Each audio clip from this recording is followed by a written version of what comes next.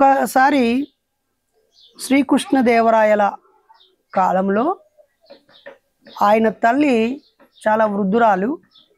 కొడక నాకు మామిడి పళ్ళు కావాలి అని తన ఇష్టాన్ని కోరికని రాయల వారికి చెప్పింది.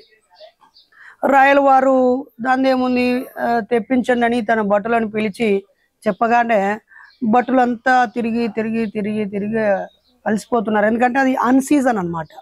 ఇప్పుడు అంటేనో ప్యాక్ చేసినవి లేదా బాటిల్స్లలో మామిడి రసాలు లేకపోతే రకరకాల సీజన్స్లో కూడా కాసేలాగా మనం ఏర్పాటు చేసుకున్నటువంటి వ్యవహారం అప్పట్లో లేదు కాబట్టి అన్ సీజన్.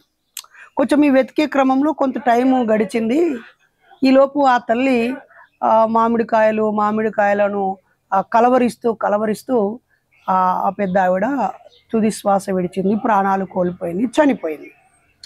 తను చనిపోయాక అయ్యో మా అమ్మ చివరి కోరికలాగా ఆమె కనీసం మామిడికాయలు తెచ్చివ్వలేకపోయాను, తీరా తెచ్చేటప్పటికి సుదూర ప్రాంతాల్లో వెతికి పట్టుకొచ్చేటప్పటికి ఆమె చనిపోయింది అని ఆయనకు ఒక తీరని కోరికలాగా, ఒక వెలితిలాగా, దిగాలుగా ఉన్నాడు. ఆ టైంలో అక్కడ ఉన్నటువంటి పండితులు పూజారులు అందరూ ఉంటారు కదా, వాళ్ళు ఏందండి మహారాజా గారు మీరు చాలా దిగాలుగా ఉన్నారు, మరి ఏమిటి అని అనగానే ఇలా మా అమ్మ మామిడికాయలని కలవరిస్తూ చనిపోయింది, తన కోరికలు నేను తీర్చలేకపోయాను, నాకు అదో బాధగా ఉంది అంటే దాని ఏముంది, మీరు బంగారు మామిడి పళ్ళు చేపించి ఇక్కడ ఉన్నటువంటి బ్రాహ్మణోత్తములైన పూజారులందరికీ ఆ బంగారు మామిడికాయలు కానుకగా ఇవ్వండి, అక్కడ స్వర్గంలో ఉన్న మీ అమ్మకు అవి చేరుతాయి కాబట్టి మీరు ఇక్కడ దానం ఇస్తే అక్కడ చేరుతాయి, మీకు అలా కోరిక నెరవేరుతుంది అనగానే వాహ్ చాలా మంది ఇది ఎక్కడ ఉంది అనగానే వాళ్ళ గ్రంథాల్లో ఎక్కడో ఒక చోటు ఉంటుంది కదా, బ్రాహ్మణుడికి ఏది ఇస్తే అది స్వర్గంలో ఉన్న వాళ్ళకి చేరుతుందని వాళ్ళ గ్రంథాలు అవన్నీ చదివి చూపించారు. హ్యాపీగా ఫీల్ అయ్యి వెంటనే వాళ్ళ ఫైనాన్స్ మినిస్ట్రీకి పిలిచి మన దగ్గర ఉన్న బంగారు మామిడికాయలుగా మార్చి పూజారులకి దానం ఇస్తున్నాము అని చెప్పేస్తాడు.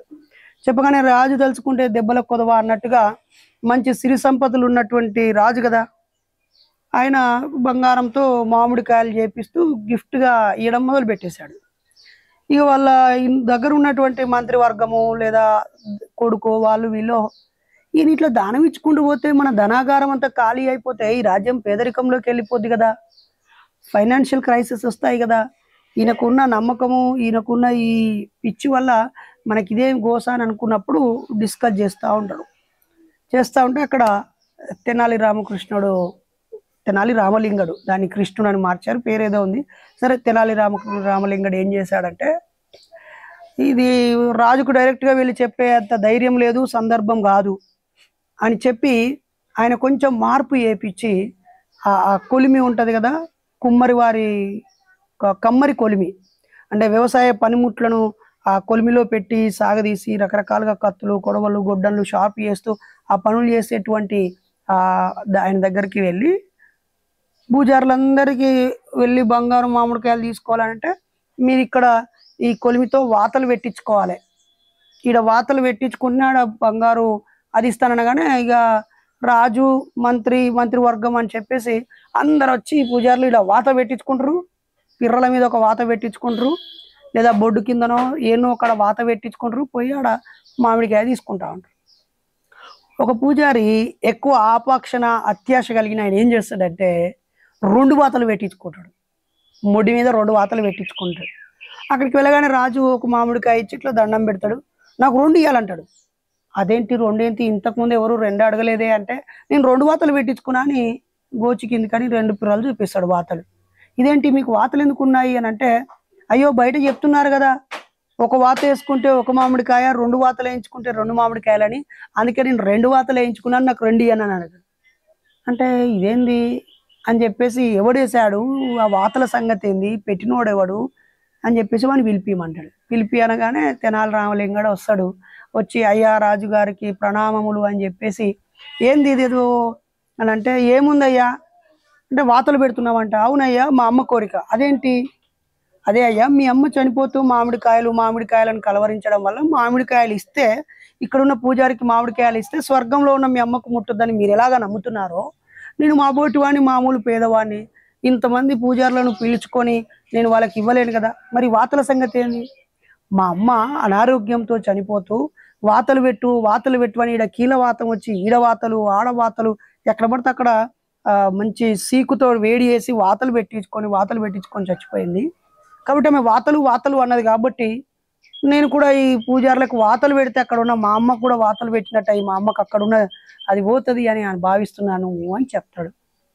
చెప్పగానే అప్పుడు రాయల వారు తాను చేసిన పొరపాటుని గుర్తించి, ఓహో మరి నేను ఇక్కడున్నోనికి దానం చేస్తే అక్కడ ఉన్నదానికి ఎట్లా పోతుంది అని చెప్పి రియలైజ్ అయ్యి ఆ మామిడికాయలు దానం చేయడం ఆపేస్తాడు. అట్లనే ఇక్కడ కూడా ఏం చేస్తారంటే, ఇది రామకృష్ణుని ఇంకో స్టోరీ కూడా ఉంటుంది.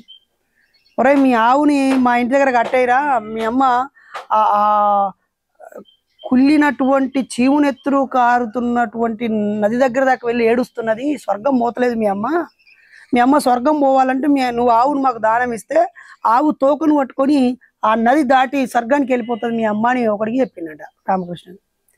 చెప్పగానే రాత్రి వచ్చి ఆవు కట్టేశాడు. అయ్యా మా అమ్మ స్వర్గం పోవడానికి మీరే అని అనగానే కట్టేశాడు.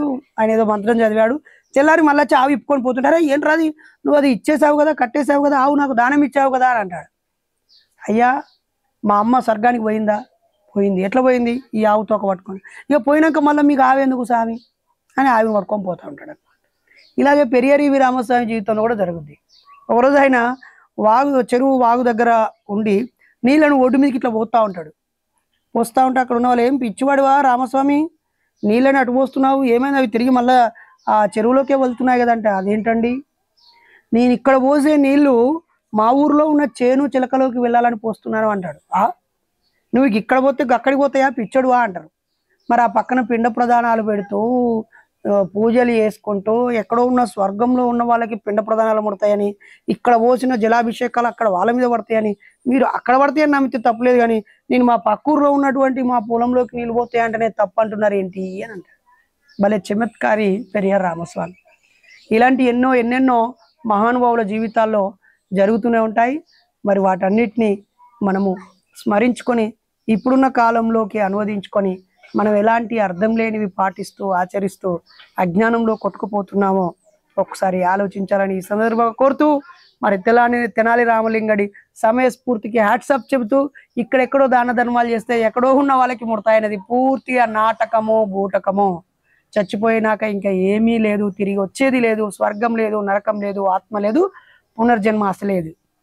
ఈ ఒక్క జీవితమే చాలా గొప్పగా ఉన్నతంగా అర్థవంతంగా జీవిద్దాం.